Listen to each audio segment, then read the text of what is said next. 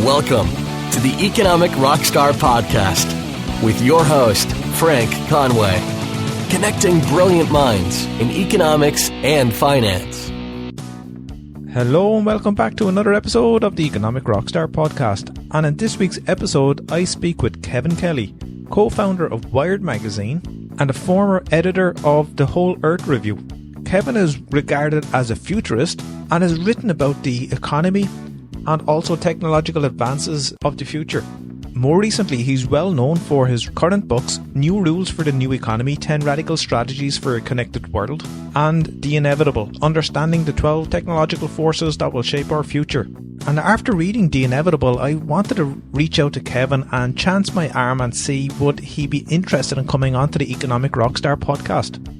And I did listen to him on other podcasts such as the Tim Ferriss Show, and I just found it so intriguing and so relevant to economics that if any of you don't listen to those other podcasts, then you're missing out. So I made that first contact about 12 months ago and it finally came about. So I was really stoked when he decided to come on, and there was so much to explore that I honestly didn't know in which direction it would take. So I just more or less let the conversation naturally flow, and personally I thought it was very enlightening in what he actually brought to the conversation and what he brought out of me in terms of my questioning. And you may wonder, what would a futurist or somebody who is the co-founder of Wired magazine or The Whole Earth Review would have to do with economics? And hopefully you agree, I think he has a lot to do with it, because the underlying nature of human connectivity was face-to-face and now technological. So there are numerous barriers that are being challenged and broken down in terms of our ability to communicate and interact. And it's this that we talk about in the interview. And Kevin being somewhat a minimalist, somebody who has embraced that type of nomadic, minimalistic life from his early years where he travelled around in Asia, to discovering a love for photography and that connectivity with native people of the countries that he had visited, and to showcase it to the world. And this is where his editing skills had evolved during his time as an editor at Whole Earth Review came about, which led eventually to him co-founding Wired magazine. So the challenges that we're facing today is the connectivity and the innovations that are evolving given virtual reality is something that is on the brink of becoming more mainstream. And Kevin identifies a number of ways in which virtual reality can become so beneficial and is becoming very useful for companies such as General Electric, in which they can actually solve problems, especially given integrated systems, and something that could be solved remotely if there were problems such as a submarine immersed deep undersea and there's some problems that has to be solved and fixed by engineers, and those engineers can do that online, and the engineers can solve those problems on land using that type of technology. But there's also some interesting parts of the discussion about education and how far removed the education system is regarding innovative practices, and why there might be a slow response to this type of innovative adoption. But Kevin's all in favour of exploring the unknown and questioning the unknowns rather than questioning what has already come before us. So by adopting a philosophical approach to problems around us could enhance our ability to make more groundbreaking discoveries and progress humankind. And he calls this the creative dilemma, something in which we may be only one step away from a technology that's going to give us some exponential growth. And what I love about his writings in his recent book, The Inevitable, is his discussion on cognifying and also sharing. And this is something we bring up in a conversation in which we are making things around us smarter. And this is a progression in technology at the moment in which we have the Internet of Things. So all these mundane tasks that we do every day can be left to some type of artificial intelligence, whether it's software or hardware, such as your driverless cars. And another element of the current trends in human interaction is our ability to become more of a sharing economy, where there's collaboration at a mass scale. And if you want to check out a video of our conversation, why not go to YouTube and search for Economic Rockstar Kevin Kelly, and you'll actually see that conversation if you prefer to watch it. So again, thanks so much for listening. I really appreciate you pressing play on that. If you're on Apple Podcast, I'd be so honoured if you could subscribe. You'll never miss an episode. You'll always get one notification every week, so you'll never miss one. Please like and share, give it an honest rating and review. Again, likewise, if you are on any other platform and there's a link there where you can share it, such as the one on Spotify, put it out there, share it with a friend who you might think would enjoy this conversation. You'll be hopefully doing them a favour by letting them know of this podcast, and also you'll be doing me a favour by introducing a new person as a listener of the Economic Rockstar podcast. And if you want to further help the podcast, why not check out patreon.com/Economic Rockstar, in which you can support the show for as little as $1 a month. And I'd be so grateful for you if you could do that. But again, if not, I'm happy for you to continue pressing play. Why not listen to the episode if you're going to be on a flight or somewhere where there's not going to be any connectivity? Why not go to my website, economicrockstar.com, and you can actually download the podcast onto your phone and you can listen to that offline. You can check out all the links, books and resources mentioned in this episode over at economicrockstar.com/Kevin Kelly. So again, thanks very much. I hope you enjoyed this episode with Kevin Kelly, co-founder of Wired Magazine. And so in the world of innovation, being ahead too early is almost as bad as being too late. There is this idea of the adjacent possible. The best innovations are always one that are just 1 or 2 steps away. They aren't 5 steps away. You have to kind of take the culture and you want to have the next adjacent step. That is what we're looking for. That's where the work gets done. Hello, Kevin. Hello. Hi, how are you doing? Thanks very much for joining me on the podcast, Kevin. I really appreciate it. I was looking forward to this since I first reached out. It could have been over 12 months ago. I'm really excited to have you on. I've listened to podcast episodes with Tim Ferriss and so on, and I just couldn't wait to hear what you have to say. And I've read your book, The Inevitable, and there's so much we could talk about.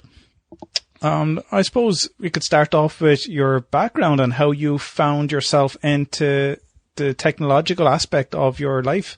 And that came later on, I think. It did. I think I was closer to being a hippie in my 20s. I owned very little. I had a camera, a sleeping bag, eventually had a bicycle, and that was it. I didn't have a job. And I kind of inherited that slight allergy to technology and corporations and companies and, the mainstream working for the man kind of stuff. And I kind of entered into a different relationship with technology after I stopped traveling, and I started to write about the one thing I knew, which was how to travel cheaply. And I had exposure to an online computers through where I worked, and I formulated this idea that this emerging online world was a new country, and I decided to write about it as if it was a travel piece.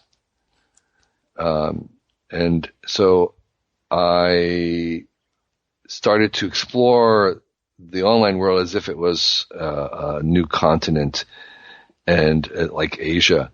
And I saw there a different face of technology. I saw on the online world something that was not kind of the, it was more human scale. It was more organic. It was a little bit more my speed. It was felt like a community rather than like a technology. And so that began a reevaluation for me of technology as I saw a different face of it. And then once I started to look at it in a different way, and then once technology became more complex and digital, I think it did become more biological. And so my introduction to it was through the online world And that kind of changed my whole relationship with technology. I had a recent guest there. I spoke to her 2 days ago, and her research is on Ayn Rand. And we were talking about objectivism and how she despised the hippie community in a way because they like the communal aspect of a relationship, and they despised in a way the capitalism model. But from that era of the 1960s, we had well-known entrepreneurs like Steve Wozniak and Steve Jobs who had that ideal of a hippie movement. And I'm sure yourself, I can't speak for yourself, but from what you were saying there, you wanted to find, and maybe this is what brought about this biological integration of technology with human, because as it evolved, it became more integrated in our daily lives. And it's ironic that these individuals have created a different capitalist society whereby we thrive and live by these technological advances. Yeah, I think the hippie origins of Silicon Valley are underappreciated. There was a book by John Markoff, the New York Times technical writer, obscurely titled What the Dormouse Said. That's the name of the book, What the Dormouse Said, which is a line from the rock and roll legend Jefferson Airplane. It's about the hippie origins of Silicon Valley, how all the long hair originators of from Doug Engelbart and others who were influenced by LSD, who saw the technology of human augmentation as a kind of a mandate, the human potential. So a lot of the entrepreneurial spirit that kind of that's currently running through Silicon Valley, not even to mention the whole open source movement, which is a kind of a communal, communistic, socialistic enterprise, is very much has its roots in that kind of the hippiness, which was yes, it was socialistic, but it was also entrepreneurish. It was saying, drop out and do your own thing. Don't work for the man, do your own thing. That is, that's a startup. Start your own stuff. Do it yourself. Start your own stuff with small, the power of the small. So there were a lot of elements in the hippie besides the kind of communitarian socialists. There was also this whole disruptive entrepreneurial spirit that has blossomed here in San Francisco, which was, the home of the beatniks and the hippies. So I think when we paint this landscape, we tend to kind of make it binary. There's two flavors. There's kind of, there's right and left. There's capitalist and socialist, but this is like totally wrong. I mean, there's like infinite variations, multiple dimensions, many different gradations, and there are entirely new political, modes that we haven't even explored yet. And that's the thing I get quite confusing with. I know in Ireland here we have a limited, I suppose, different, limited parties, political spectrums, and it's such a cacophony of opinions and philosophies in the United States, and I'm quite confused with what's going on. But is there something, honestly, libertarian, neo-libertarian, conservative, and Christian conservatives, and there's so many levels and layers of it that. Well, it's really confusing. There was a guy just arrested yesterday, who was a political extremist who he was arrested with a 200-pound bomb. He wanted to blow up the Washington Mall on Election Day, and his political agenda was sortation. And it's like, I had to go to Wikipedia and look it up. And what it was this belief that the officials should be elected at random. Okay. Yeah. And the Amish actually do this. Amish actually do appoint their leaders at random. And the idea is that if you're random, you can't be corrupted. Right. And so, he was willing to blow himself up and everybody else for this political, this political ideology that, I'd not even heard of as a term before. So that's just another data point in the kind of, this guy, he believed in it so much that he was ready to kill himself for it. And so, we're full of, the full spectrum of, ideological, beliefs, but that is to indicate that we're just at the beginning of exploring some of these possibilities. I've just been reading a book. I'm going to do an interview with a guy at our Wired's having our 25th anniversary this weekend, and I'm interviewing a guy named Glenn Weil, who is an economist at Microsoft, who has some crazy ideas about quadratic voting and universal auctions and no property ownership. It's all use. They're crazy, but they're crazy in a good way, in a sense that kind of shows you that we're kind of limited in our ideas of what's possible economically and politically.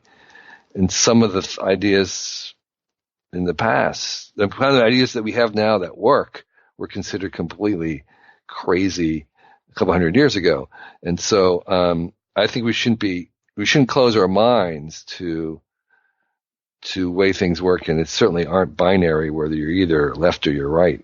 Well, if you close your minds to this, I don't think close your minds to any opportunities and just focus in on what's going on. There's no opportunity to grow and explore and question things, because there's a lot of questions that are unanswered, and we need to explore these.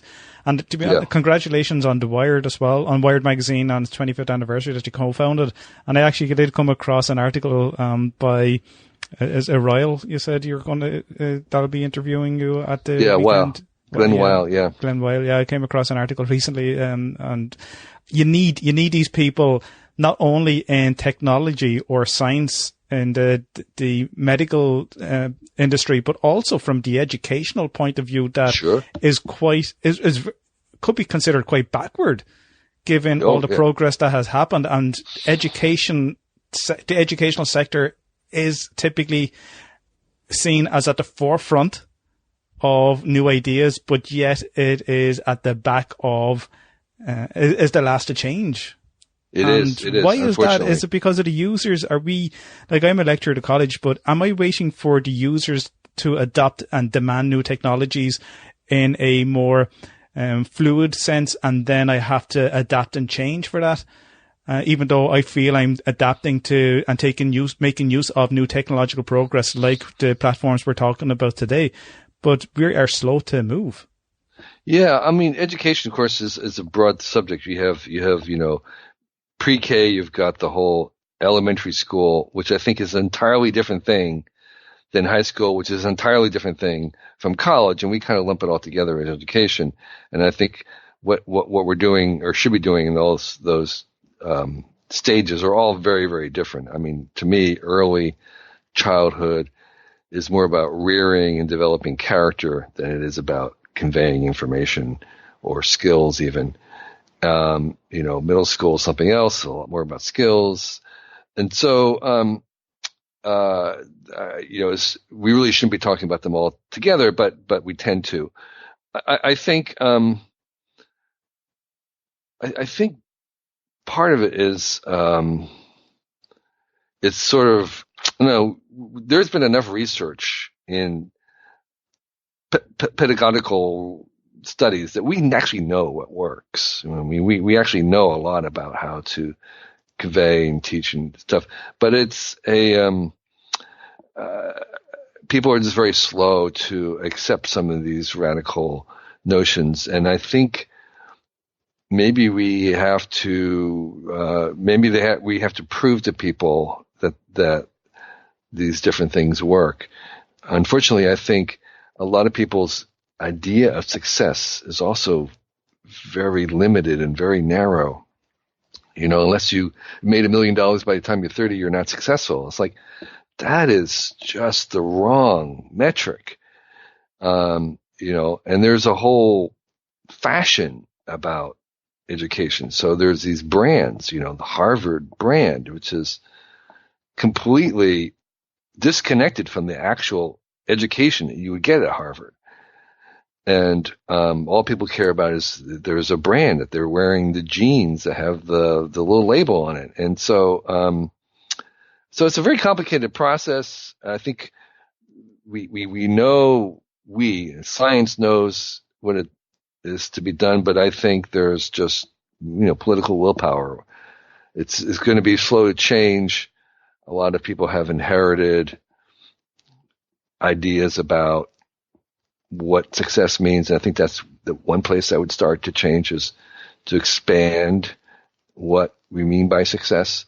And, so then we can say, well, does this system generate success? Well, we have to have the expanded versions of success, and you want people to say, well, I want that. Right now they're saying, I want that brand. I want the Blue Label brand, because they think that leads to $1 million by the time you're 30.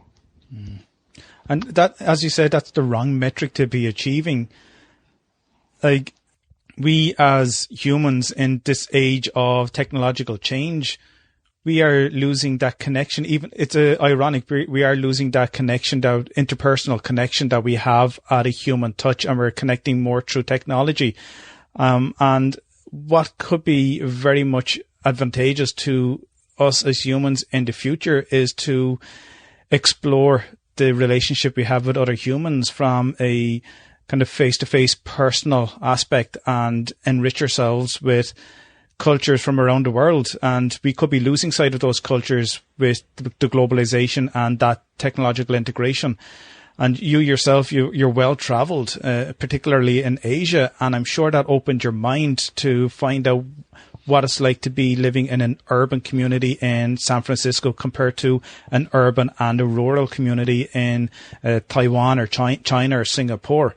And that is quite a unique gift to have, if you were able to open your eyes and see what they can actually teach you. Because in a recent article, for example, you can tell us more about it. Mm. But you lived with a Mongolian family, or mm-hmm. you explored how you could live on a certain wage on that, in which you had to adapt as a human.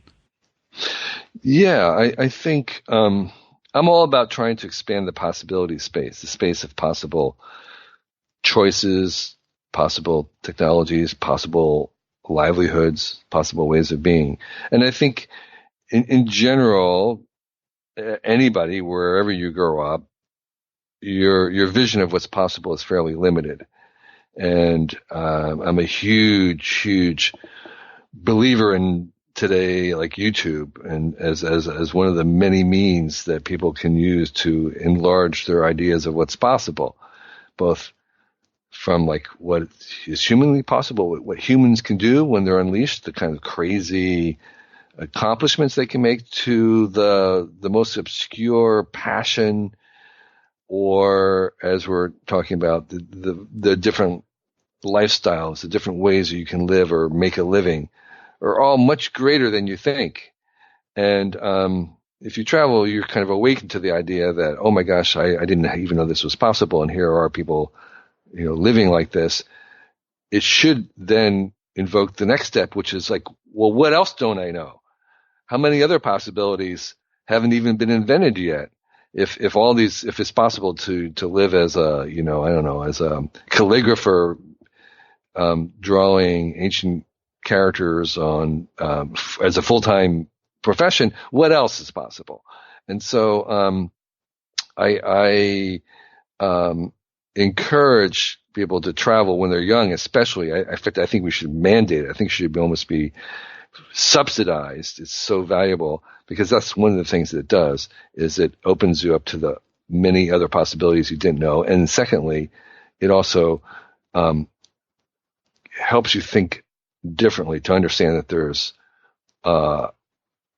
many different alternative solutions to the common problems that we have. And even if sometimes you'll find a solution in somewhere else, but oftentimes just the fact that there are different solutions will provoke in you a new idea of a different solution.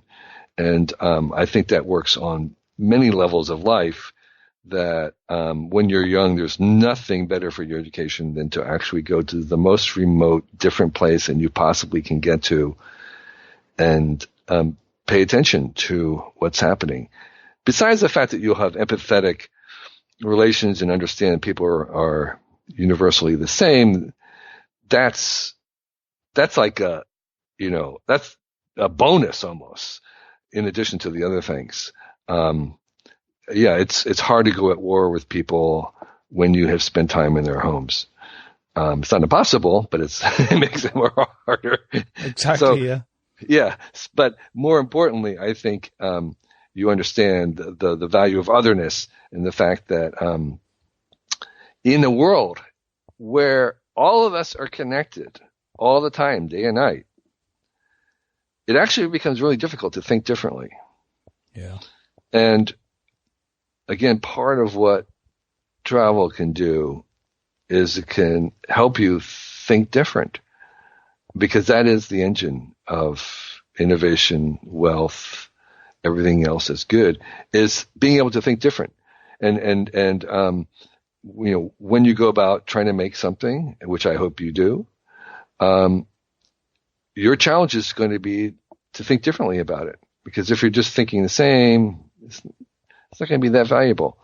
The value comes in doing it a little differently, and being able to do it differently is becoming an increasing challenge when we are connected all the time to each other.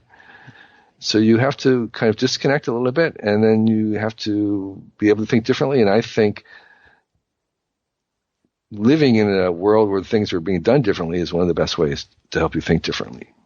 Especially with, say, emerging economies, or those countries who have now opened up themselves to relate and integrate and trade with other countries and share their resources, both human potential as well as their natural, and what they can do and bring to the other parts of the world.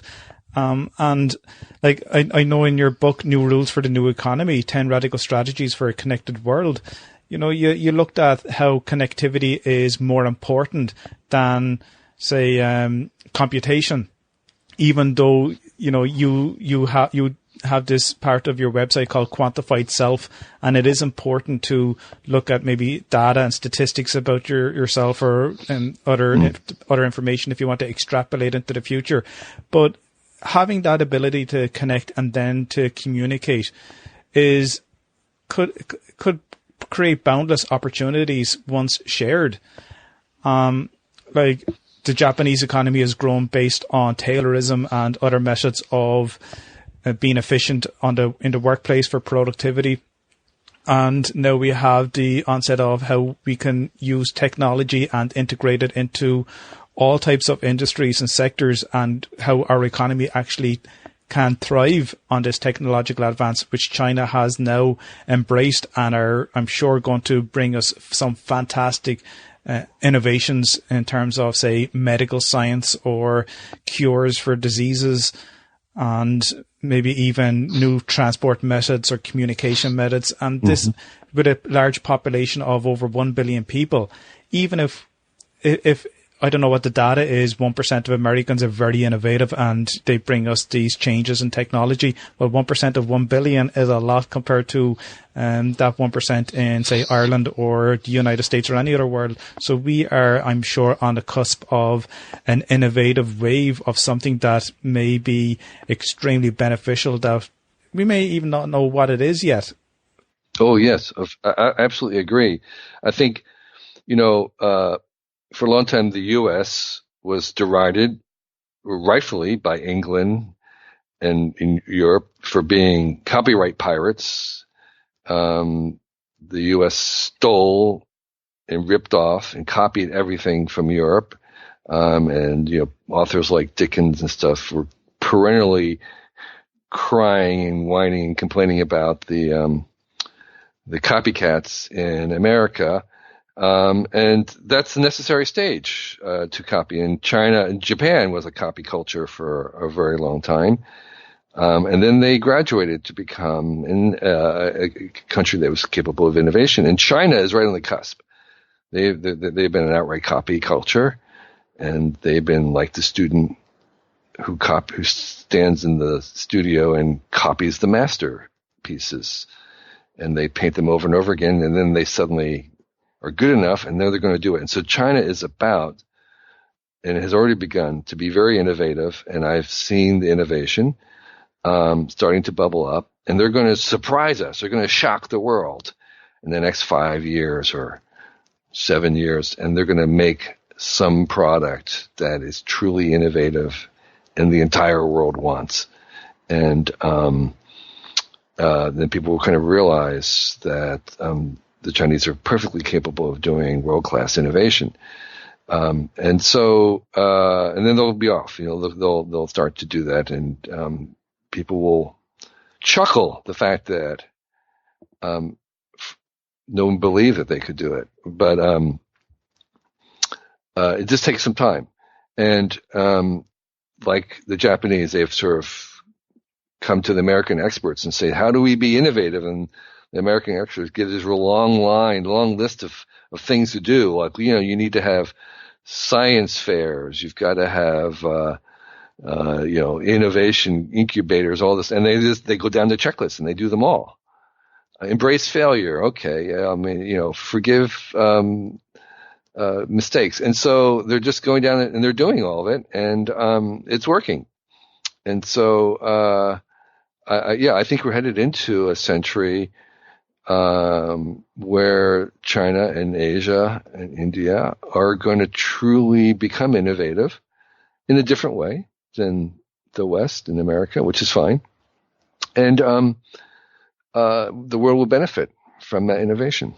But even in Silicon Valley, as you mentioned earlier on, that subculture that thrived on innovation and imitation and open source. Yeah. And, even a large company who could be threatened by a startup's fantastic product, whether it's a soap, something that's liquid like that, or whether it's a piece of technology, I'm sure that either that company would try to take over and buy the startup, or they will try to compete with them. And again, in your book on the inevitable, one of those steps would be, say, remixing. And, they could, and this is what the other companies had done in the 70s and 80s. They broke down products like a washing machine and they tried to reassemble them so that they can understand how they're built. But we're moving into a technological age where this is all done online and digitally. Mm-hmm. And we are seeing now what we have experienced in any revolution, like the industrial revolution, the technological revolution in terms of hardware and software, and now digital with, say, the open source that's available through the Bitcoin white paper. And from that, then we see the threat to the establishment, like what you had related to back in the hippie era. So there are these so-called, I'm sure, I don't know if it's the right term, digital hippies that are creating this new platform so that we could, and I don't need to explain it, but that we could create new cryptos, that we can decentralize and have these open source communities and these digital ledgers that we can secure information and transfer information with through nodes within a network. This is something the establishment or banking systems or the central bank or government could be very worried about and are trying to resist it by making things a little difficult. But it will break. I'm sure it'll break, whereby they just can't stop something that's going to be inevitable. Is this something that you foresee could be more mainstream? Yeah, I mean, the thing about, we're talking about blockchain now and crypto a little bit. The thing about blockchain that I'm reminded of biotechnology from blockchain, and in this way, week by week, every issue of Science and Nature and all the journals are just crammed with amazing discoveries in biotechnology every week. But it's a very long distance from those incredible discoveries and innovations to actually a pill that you can take as a therapy. And I feel that a little bit the same with blockchain. There's a huge amount of innovation and stuff, but it has been a very long way to a consumer difference where it changes your behavior. So I am bullish on biotechnology. I think it's overall good, but I think we should be very patient. It's going to take a long time. And I would say the same thing about blockchain. It has some of the attributes to me of an ecosystem trying to build up that I think, while it may be a revolution in the long run, I think it's going to be a long run. Okay. Yeah. And that, like, if you don't want to hold your breath waiting for a pill to make you live 120, it's just very unlikely to happen. And I think the idea of making an alternative, decentralized internet based around blockchain, I think that may be. I don't think you should hold your breath for that. I think there'll be many good things that will come out of that attempt. But I'm not sure we're going to have a magic pill at the end, at least for a long time. What excites you today, Kevin? Would it be artificial intelligence, virtual reality? That's going to be more real and within touching distance. Absolutely, AI is the most potent force unleashed today that will affect every single aspect of our lives, from fashion, sports, food, religion, military. Everything will be touched. And I don't really it's a cliche right now, so I don't really need to spend any time on it. The thing that I'm also excited by, that I think is far more underappreciated, invisible, harder to explain, is something that I'm now calling the mirror world. Okay. The VCs call it the AR cloud, the augmented reality cloud. It is it's what I believe the thing that will come after the web.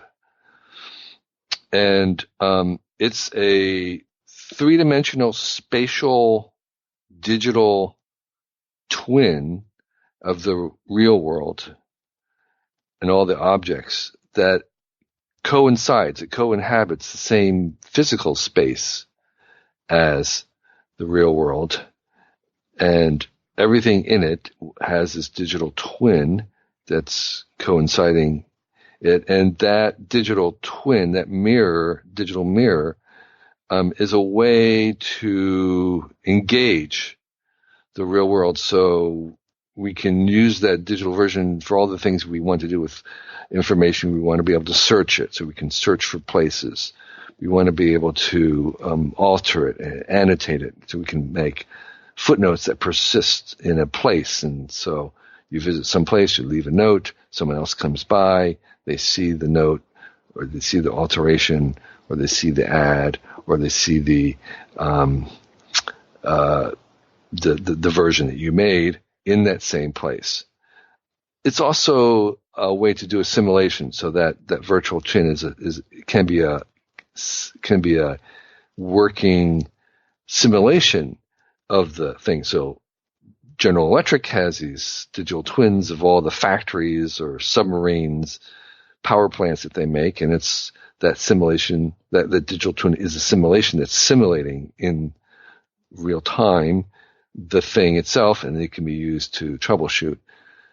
It's also a way to organize big data. So all the big data in the world, all the data being thrown off by a building, traffic inside, a city. This is the logical way to organize that data.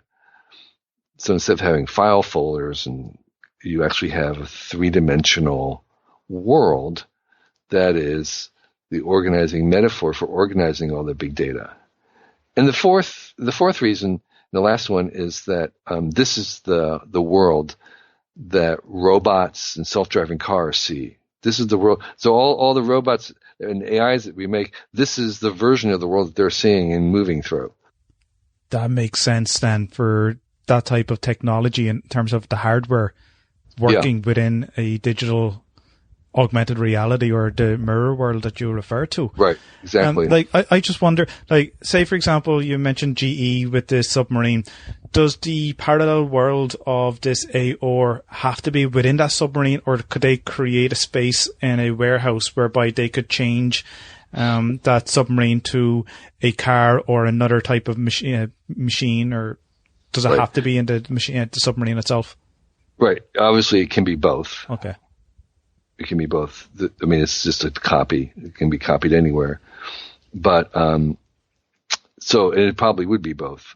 You would have access to it, and it's almost like a philosophical question, like where is it really? Well, I mean, the thing about this spatial world is that it's semantically structured, which is kind of it's a fancy word. What it means is that the parts of this world, it's not like each piece has like a fixed GPS coordinate.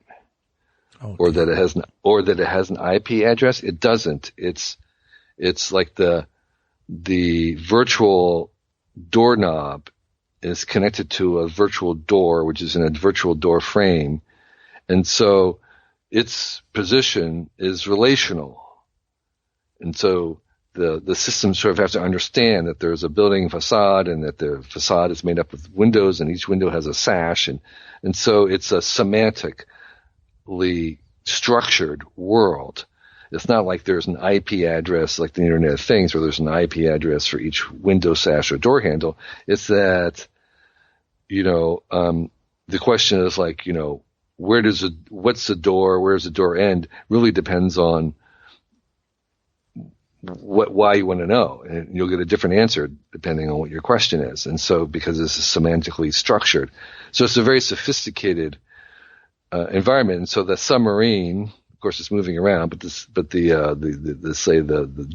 power plant is positioned in a building, which is the building itself is on some land. And so where does the land end and the building begin? It kind of depends on why you want to know. But the idea is that is one way to organize it. But of course, obviously, you can look at it any way you want to, separate from that. It's just the data. But this is a way that you organize that data, and you can organize the world, and you can, just as we naturally, as humans, find organizing things chronologically to be intuitive, we also intuitively organize things three-dimensionally. I'd say it'll bring about different layers within that type of structure. So you could, if you want to see if you want to refer to, like, say, the human body, you can analyze the skin and go a layer below, and then eventually into the skeleton, and you can identify and fix problems. So, like, the reason why I asked you about could the GE see the submarine in a building, say the submarine gets lodged and all crew members are gassed or something, or they're knocked out, and there's no one can rectify the situation. Can engineers in this room be able to bring up and try and fix the problem? Sure. Yeah. And then they do that already. They do troubleshooting on these simulations. They're used exactly for that, for troubleshooting them. Like, what does this mean for the economy in the future? Like, I've spoke to a couple of economists on the podcast, and the way they present their theories, philosophies, it seems dystopian, and I really welcome that, because I think you have to have that far-reaching thought process.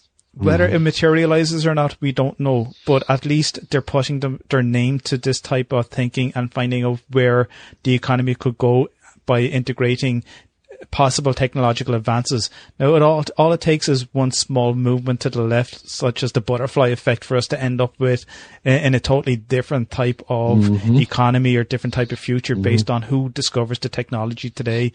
If that person happened to get knocked down by a car and killed, for example, we've just missed out on a huge opportunity. Look at what could have happened if World War I and II didn't happen, or any other war. The great minds.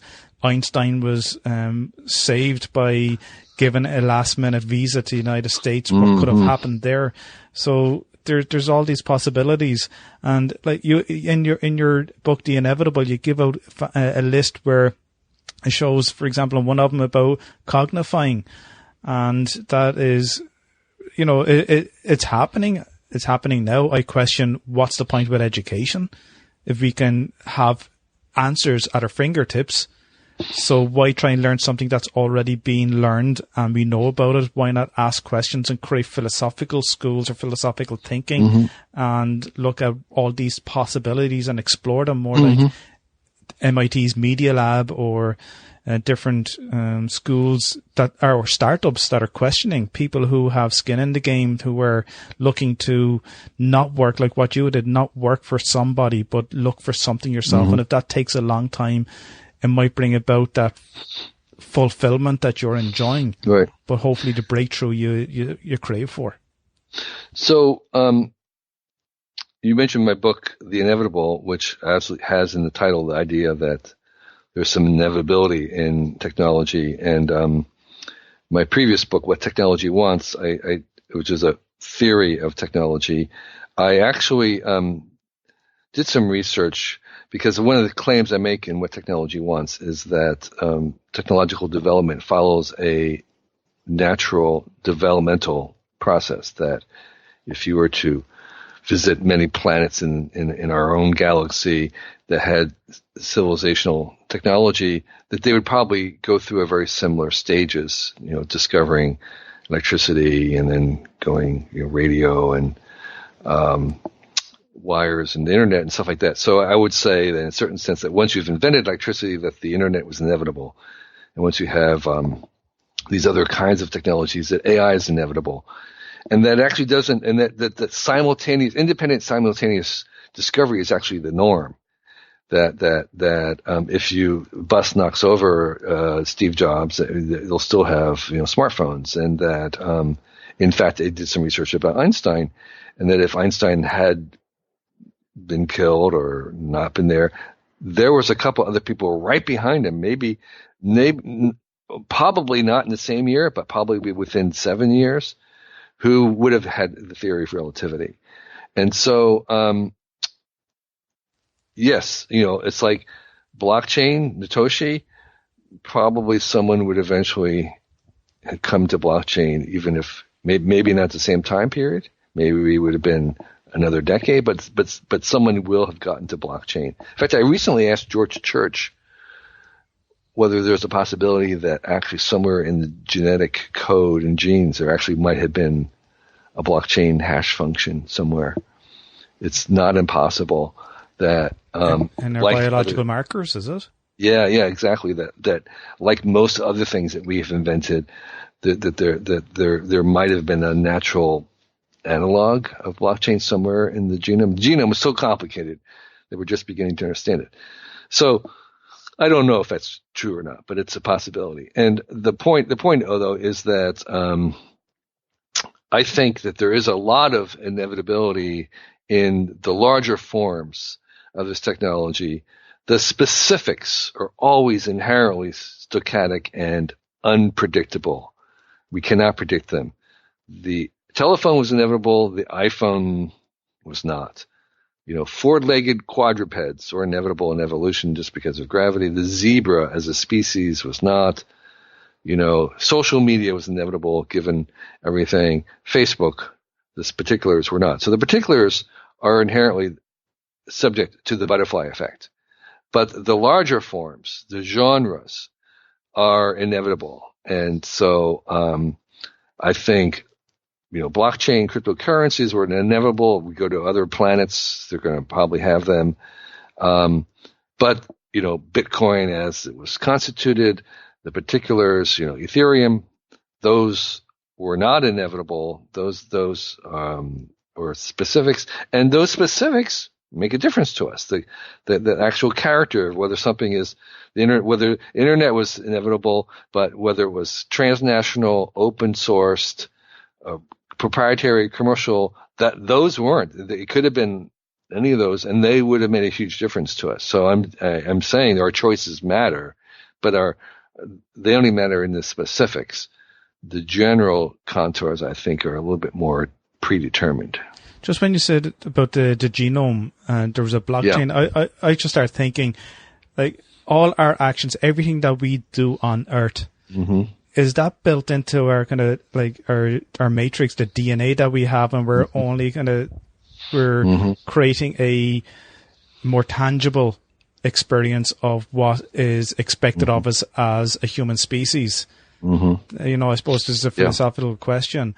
It is. It's like, you know, I believe that there are limits to what is possible given the physics of chemistry and just physics. And so I think that we can certainly, as a humans, we can imagine things that may not be possible to make. All right. I mean, you know, maybe, you know, time travel is one of them. I don't know. But, I think there are limits by the nature of the fact that you have atoms, which are limited, and their forces are limited. There are certain things that are predisposed, and some things are easier to make than other things because the physics are geared in that direction. And that means that, you know, some technologies are going to be easier to discover than others. And one of the points that Tyler has been making, Cohen's been making recently about that we may have already come up with all the easy things to discover. We may be having gone through them, and we may be pushing against ones that are going to be a lot harder to discover, or even invent, because we're up against the limits of what chemistry and physics allow, and or other economic inevitabilities. And so I'm a little bit more of a technological determinist than most, but I want to emphasize that even though the larger valley in which the river runs is constrained, that we still have a huge arena to meander in, and we have a huge number of choices that really make a difference to us. Again, the internet might have been inevitable, but not the character of it. And if it had been commercialized, it would have been a very different thing, and that is important. So we still have plenty of choice to make, but the choices, I think, are in the specifics and the character rather than the general form. Like I agree with you about preferring a deterministic technological progress because you can prepare for it, but being aware of the stochastic nature or perhaps the random or the unknown, it's very difficult to prepare for that. And I just think back when you just say it, the alchemists, how they spent so much time trying to use metals to create gold and silver. What, you know, how, are there technologies or are there advancements in different types of the sciences that you're able to spot and know that it's an alchemist type of venture, and you can quickly come to the conclusion, just like the way you said about blockchain, that it is in the distant future and you would rather concentrate on things now? I suppose, I did answer that in a way, didn't you, with AI and VR? Well, I mean, I think time travel I think we're so far from being able to do anything near the speed of light that, there always should be, and we should be allowed to pursue our investigations, what we want to do. But in terms of like, do we want to have a government-backed program to do time travel? No, I think that's way premature. That'd be a waste of resources. So are there other evident ones that obviously can't happen right now? I think longevity or immortality. I wouldn't say longevity, but immortality, the kind of the version that downloading a mind into a robot, into an AI. I think that is so far off that while, you can kind of speculate there, but I think it would be having a government program to try and do that would be a waste at this point. Okay, because we don't know so much that is just way too early, too glitchy. Yeah. So I think there are some things that in other words, I believe these are progressive developmental things. It's like when you're 8-year-old, you want to already have your retirement account or whatever. I mean, it's just like you have to go through some processes, and it's too early to do some of that. And I think we also have a technological progression, and that you can't skip too many steps ahead. And so in the world of innovation, being ahead too early is almost as bad as being too late. Yes. There is this idea of the adjacent possible. The best innovations are always one that are just 1 or 2 steps away. They aren't 5 steps away. You have to kind of take the culture, and you want to have the next adjacent step. That is what we're looking for. That's where the work gets done. If you're 5 adjacent steps, then the society can't make that many jumps all at once. And I suppose we can only rely on the limited infrastructure that we have. For example, exactly.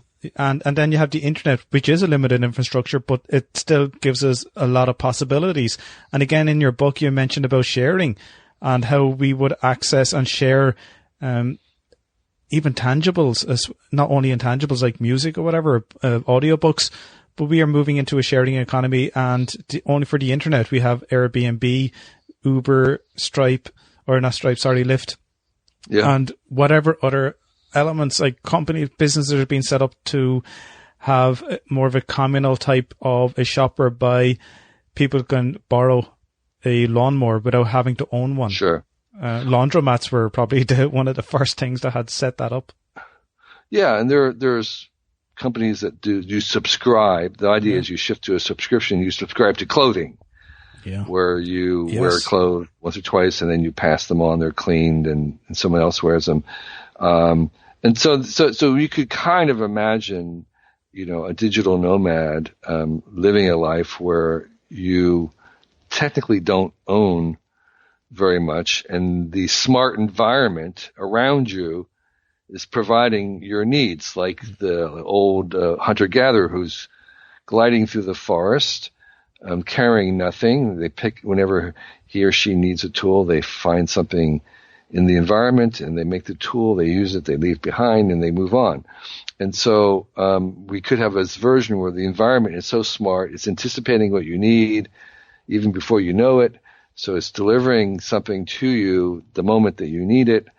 And you leave it behind, it's recycled, used on, whatever, and you have a smart environment that is supporting and providing for you. And some people will find that creepy. They don't want AIs anticipating what they want, what you want, but other people are going to crave that. It's like if your AI assistant is really monitoring your day and your calendar and your movements, it should be able to request the Uber before you request it, so that you just walk out and the car is at the door. Because they know your habits, they know how you work, they know what the conversation's going, and so they summon the car to be there when you walk out. So you don't even have to order it. So that's the kind of an idea where the smart environment is providing for you, and that you aren't really technically owning things, although you're paying for them. It's not that they're free. It's just that you don't have that relationship of ownership. I would subscribe to that minimalistic approach, to be honest. And I bet those guys who are on quantified self, you are all leading this type of artificial intelligence in a way, even before the technology may be rolled out on a more mainstream level, because I don't know exactly what you would quantify. Would it be eating? Would it be calorie intake? Would it be for example, your Fitbit could record all your footsteps and heart beating and everything. So if they're able to anticipate how they're more productive in work based on maybe the amount of efficient time rather than actual time itself for the productive outcome. That is great for them.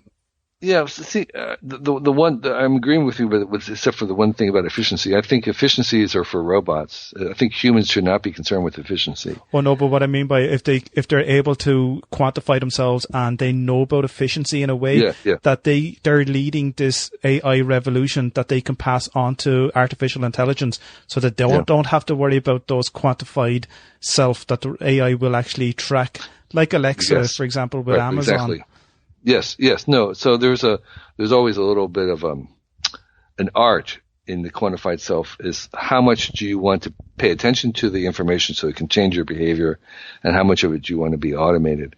But what we want is actually, again, to apply AI to this data, because a lot of it's very hard. It's very easy to collect data. It's very hard to make meaning and purpose from it. And that's where cheap AI has to come in. It has to be able to help us extract meaningful implications from this data. It's easy to collect, hard to understand, and a cheap, ubiquitous AI would allow us to extract meaning from all that's being recorded and work with us to try and change the things that we want to change. And so part of the mirror world that I was talking about earlier, the AR cloud, is the idea that among the other things that we would track would also be our movements, our expressions, our emotions, where we hesitated, where we were paying attention to, and other things that would be very difficult to collect otherwise. But if we're wearing goggles and that can see things, that can track, can face mirrors, cameras that face back, that track our expressions and emotions, we would be able to do these other things about having assistants anticipate, or to have our needs anticipated. So I think there's kind of like a little bit of 4 stages in a lot of consumer companies. One is to give customers what they want. Yeah. The second one is to give customers, to have customers co-create what they want. That's sort of like what we do with open source and customization. But the final thing is to actually anticipate what customers want to before they even want it, and that's sort of where Amazon's been going for a while. Is where you're being it's a kind of a synergy where the AI and the companies are actually helping to anticipate what you want. And then, of course, eventually we want them to help us decide what it is that we want. And so I think we're going to be ever more embedded into this AI. It's very far reaching. I am incredibly optimistic about it. I think there are plenty of new problems, but the solutions to those problems caused by technology is better technology. And so I'm very, very optimistic about where we're going, and I can't wait to get there. God help all those politicians when AI comes about, because they'll be able to read whether they're lying or not. And filter through all that data. There'll be enough fake videos that that'll be not as easy to do as we think. This all kind of brings us back to the beginning of the conversation. You being somewhat a nomad, if you want to say that, we've gone to the point where we could become digital nomads, and you've stayed so true to yourself and your own personal philosophies that it must be very rewarding to have gone through an era, especially the 1980s, of a stereotypical greed mentality with Wall Street. And we just see this in movies of late, but I'm sure it's all been there. And to be able to ride that wave and do something that you've loved with your work, and the whole Earth Review and the Wired magazine that you've been involved in, and it must really excite you, as you say, being very much an optimist. Yeah, it's good. We're having our anniversaries, the 25th anniversary of Wired, the 50th anniversary of Whole Earth this weekend. I can't wait to see that because it's streamed live, and I would love to be there. And when I saw press this button to watch it live, I'm all there. Well, great. I appreciate your questions, your interest in my life. I encourage other people to invent your own life, give your own definition of success, and keep making new mistakes. Exactly. And so thank you. Be creative. Thanks very much, Kevin. You're really welcome. Appreciate it. You are an economic rock star, and I'm so grateful to have this opportunity to speak with you. Thanks very much. All the best. Bye. Yep. Bye-bye.